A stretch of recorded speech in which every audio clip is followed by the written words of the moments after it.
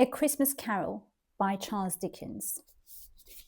We've always been told that Scrooge was greedy, but Scrooge's logic was that if you don't rely on anyone, nobody can hurt you.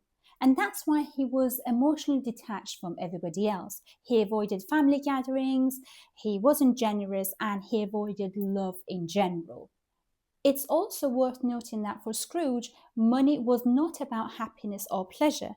It was about safety, and that's why he's always unhappy despite having a lot of money.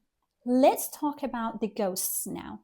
Instead of framing them as supernatural, let's look at them as different stages of self confrontation.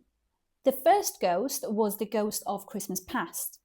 This ghost reminded Scrooge that he did not become emotionally numb or cold overnight. Things happened in his childhood and his past that made him the way he is. It broke that emotional numbness for Scrooge. The second ghost is the ghost of Christmas present. This ghost shows Scrooge that connection can exist without ownership.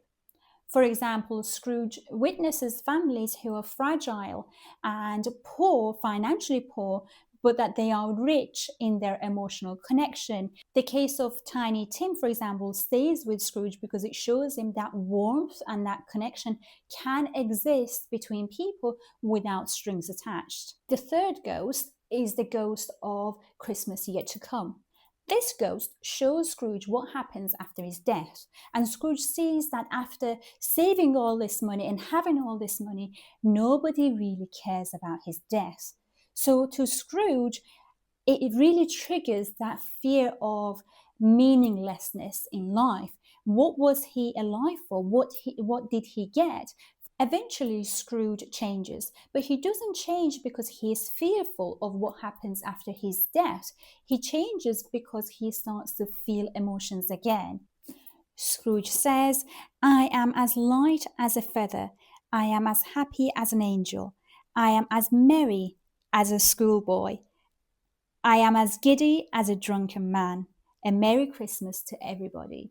So we see that change in him, and he becomes so life affirming that he doesn't care about saving money and about just being emotionally numb.